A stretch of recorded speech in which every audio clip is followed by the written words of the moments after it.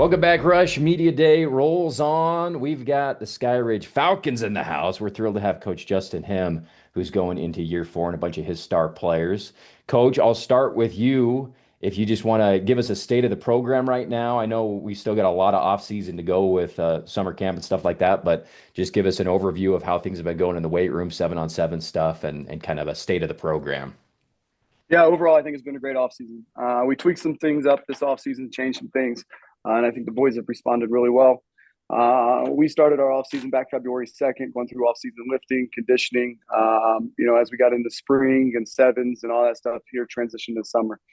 Overall, I think we got a strong nucleus of guys, some returners as well as some new faces who've kind of paid their dues and ready for their opportunity to perform. And let's see, you're calling the offense. Correct. Um, I'll ask you about your kind of maybe some of the tweaks you were talking about in the offseason or whatever. But I'll also ask you about your defensive coordinator and kind of their style. Let's start with the offense coach and kind of what you're forecasting for this upcoming year. Yeah, I think each year our offense kind of evolves and changes a little bit. Just our goal is wanting to fit the skill set of our personnel. So you'll see some things, similarities from past years, but also probably some new things, tweaks, changes. Just trying to put our guys in the best positions to be successful. But ultimately, we want to attack defenses and make them to defend the entire length of the field and width of the field. Put our guys in one-on-one situations and allow them to make plays. I think we want to really put pressure on opposing defenses, whether that's pace of play, tempo, and then making them be able to defend everything: run, pass, option, screen, you name it. And then tell me about your defensive coordinator. Just what's his name, what type of guy he is, and his style of Yeah. philosophy, I guess. Our defense coordinator is Patrick Gleaves. I think Patrick is a really detail-oriented individual, spends a lot of time in film. Really the epitome of kind of hard work and preparation. Defensively, we're a base 3-4, but similar, like we like to put pressure on opposing offenses. Everything starts with stopping the run.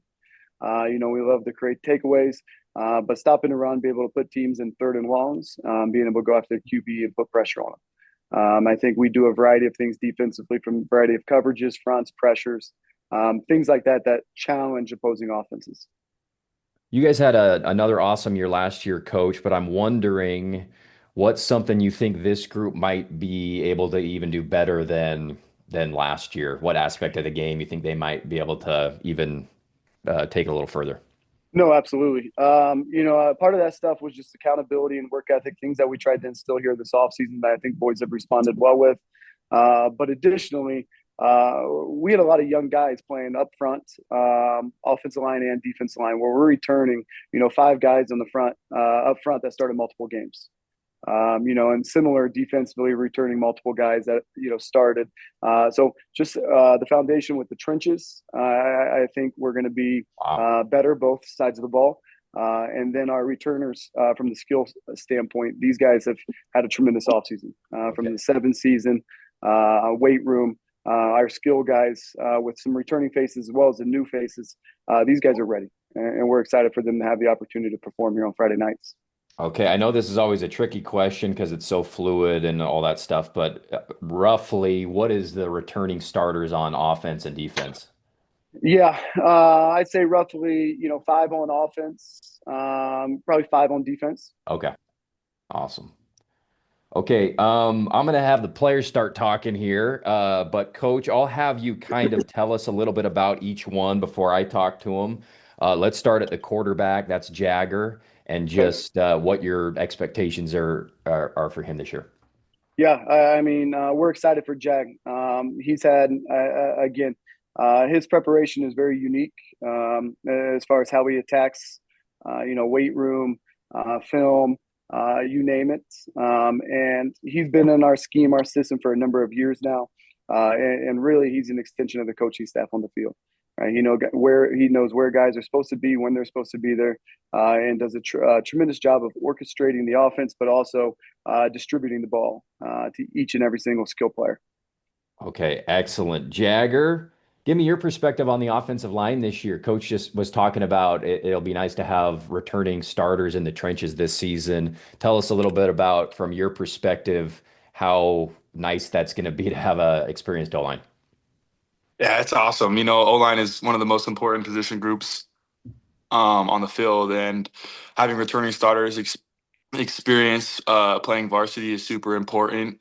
And we got some dudes like Danny Nafalava is a stud, Soren Christiansen, like dudes that I would go to war with, and I'm super confident in these guys. Okay, excellent. And then what's been your favorite part of the off season, whether it's 7-on-7s or anything else that you can point to? Um, 6 a.m. weight starting in February has definitely been my favorite. Just grinding with the guys, and it's been fun.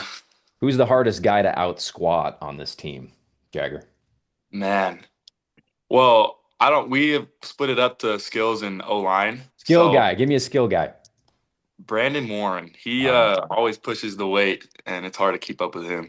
okay, excellent. Coach, I'm going to come back to you to talk a little bit about the receiving core this year. And then I'll ask Dax specifically about that group. Yeah, I think from a receiver core, we got a deep group this year. I think the depth and talent here is probably unique compared to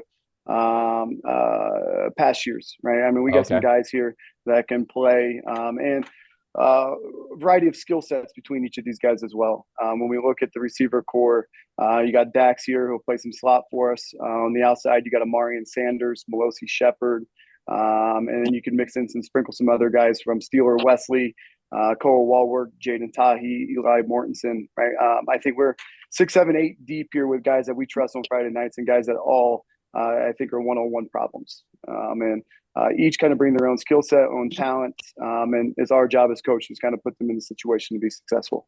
What aspect of Dax, coach, as a receiver, what aspect of his game are you most impressed with, technique or something that he does that maybe separates him a little bit? Yeah, I think Dax really specializes in two things, which becomes a matchup problem. Is football IQ. I think he has a great spatial awareness, reading defenses, coverages, but also just route running. Very detail oriented in route running, understanding how to use leverage to his benefit and create separation at the correct times.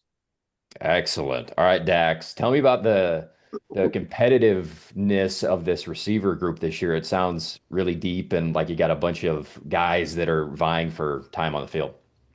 No, for sure, but it's we all are kind of united. Like we're always competing and pushing each other, but we're all. I mean, that's a brotherhood right there. Like we're always giving each other tips and like trying to push each other to be better. But it's always competition. We always want to be the best one on the field. Excellent. And then from a receiver's perspective, talk to me a little bit about the offense and working with Jagger and how that's looking. I know 7-on-7s, it's hard to really tell how that's going to translate sometimes, but just how's that been going? It's been going great. I think Jagger is a top QB in the state, and he can really sling it. And I mean, we can attack you in so many different ways, and I think we've kind of showcased that in sevens. You want to guard our 6'5" tight end, we'll attack you deep ball with Omarion and Eli and Koa. Yeah, yeah, that's awesome. It sounds like a fun offense to be a part of. All right, that's Dax. Let's go to the running back group. Coach, I'll ask you about them too, I guess. Yeah, our running back group will be some new faces, but again, guys that have been in here and kind of understand our scheme and what we try to do. Three guys really in particular: Beckham Bennett, Louis Falatea, and Amanaki Levital. Each of these guys kind of bring their own skill set, but I mean, I think one thing unique for us is as much as we use the running back in the pass game. I mean, last year our running back Lincoln Tahi had 62 receptions on the year. So not only do we ask these guys kind of to run in between the tackles, pass protection, but also be involved in the pass game heavily. I think all three of these guys can do those things and do those things at a high level. And again, ultimately excited to see these guys and how this thing all comes together this season offensively. How has your offensive philosophy, coach, adapted over the years? And take me back. I don't know a lot. Take me back a little bit on your background on who's had the most influence on you as a play caller, I guess. Um, that's a good question. I think it's a combination of experiences, both from playing to then as coaching and kind of adopting kind of what we believe in, and a collection of coaches. I mean, I think our offensive staff is top notch. I mean, we got guys that played at a high level. Our receivers coach Tanner Rare, running backs, run game coordinator Fahu Tahi, quarterbacks Brooks Ringer, and offensive line coach Henley Bloomfield, and Tanner Roberts, right? But it's a collection of these guys where we kind of come together and kind of deem what fits us, who we are, what we want to I do, see. and kind of make the offense what it is. So, run game wise, I mean, we're heavy inside zone, wide zone counter, but pass game, we do a little bit of everything. Some air raid stuff, some full field progression stuff. I mean, we do a little bit of it all. Okay, excellent. Thank you for that insight. Let's go. I think we've done all the offensive position groups. Let's flip it over to defense. And coach, I'll have you start by telling me a little bit about Rex Yep. and what impresses you about what he does out there on Friday nights. Similar to Jagger, of the coach on the field offensively, I think we view Rex that same mindset defensively. Been in the scheme for a number of years, is our inside linebacker. But again, understanding coverages, understanding fronts, understanding pressures. Rex is a high level, but not only does he have great size, but extremely athletic too. Has ran track, is great in coverage as well as stopping the run. But similar, right? The big things we love, right? His football IQ, situational awareness, but also just sure a tackler as an inside backer. And I think he's had a tremendous offseason as well. Kind of just becoming bigger, faster, stronger. Excellent. All right, Rex is driving to Cowabunga Bay right now with his family, so hopefully. Rex, tell us about some other linebackers in that core, and kind of paint the picture for what that unit will look like this year. Yeah, I mean, our linebacker core is really deep. We just got a new addition with Satan Avasa coming over. He's going to be playing a strong piece in our run game, and got a young guy, Drayson Afalava, playing. So he'll be playing a little bit more rush, and then we got a good outside backers with our what do we call our drop back with Jackson Horsley and Drew Stevens, and we also have a lot of depth. Some more young guys than Andrew Price. I feel like we're just everywhere we go. Each one of us are be able to drop the pass game and be able to know where we need to be, and we're able to communicate very well. And so it doesn't matter who's on the field. We're all have good trust in each other and to be able to work with each other and what we need to do. And we're able to adapt with each of those guys at each of those four spots. So I know we love a strong linebacker cores and have a good run game with some of our returning D-line. So I'm pretty excited about that. Dang, great answer. I was also going to ask you a little bit about the guys in front of you, the defensive line this year. Yeah. Coach was saying how there's some experience on that side of the ball coming back as well. Yeah, I mean, we got some great guys in Carter Sayo, who's he's one of the guys that's hard to squat. He squats probably about 525. That kid, he's got some strong legs. Latu Moyai and Carter Sayo. Carter has some big hits against American Fork last year. They both started at the end. They're some of the hardest hitting guys I know. They're really smart for D tackles, and we also got Danny Afalava might be playing both ways a little bit. I don't really know what's going on with him right now, but him at nose tackle would be a great addition to what our D line's looking at right now. And Sua Ripley is one of those fast and quick guys off the edge who will surprise people this year. He's putting a lot of work in. He's been balling out some camps. I'm excited to see what he's got this year. Who's an underrated guy on the team? And this can be a guy in the secondary or whatever who hits harder than he gets credit for. I mean, you linebackers are always known for bringing the heat in the Oklahoma drill or whatever, but who's underrated as a hitter on this team? That's a great question. I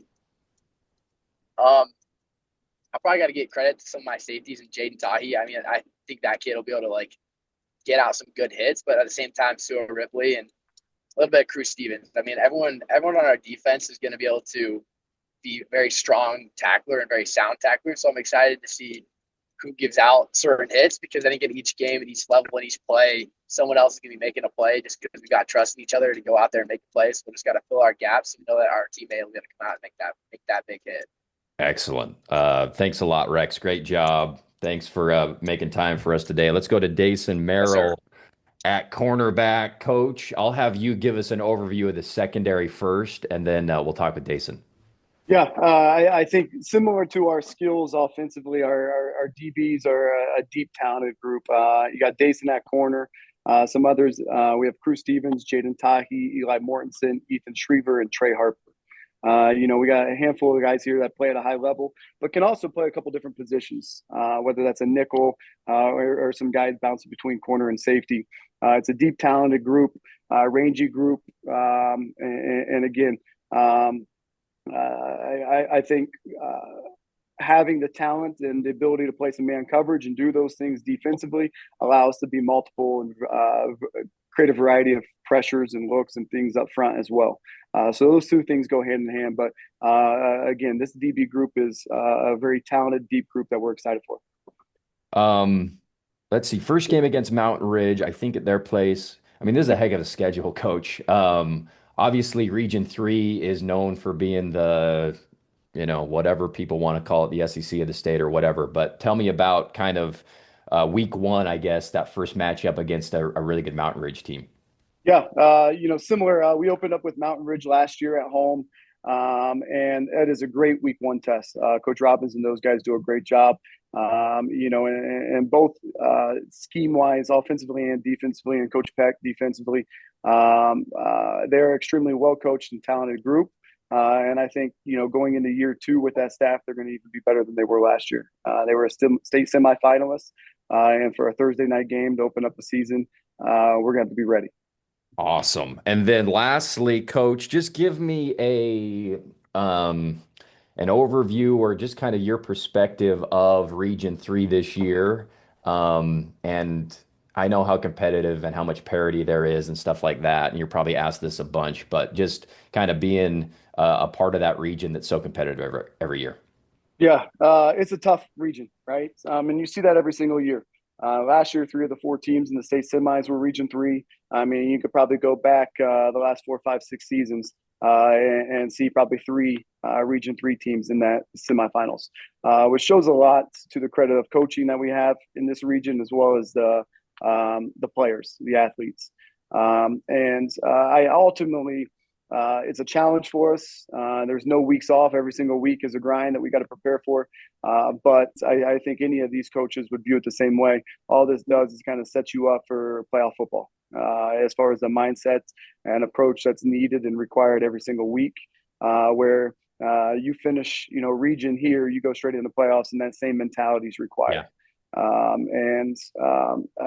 I think that is huge for us in the process of just playoffs, right? Playing high pressure football, being in tight ball games in the fourth quarter, all the different situational things that you can learn from and grow from in the regular season helps prep us and prepare us, and for ultimately, when we want to be most successful, which is playoffs. Awesome. Thank you guys so much. That's Coach Justin Hem, Skyridge Falcons, week 1 against Mountain Ridge. Thanks for being here on Media Day, guys, and making time for us. Good luck. We'll be in touch throughout the season, and go Falcons. Appreciate you doing this. Thank you. Quick break. We'll be back right after this.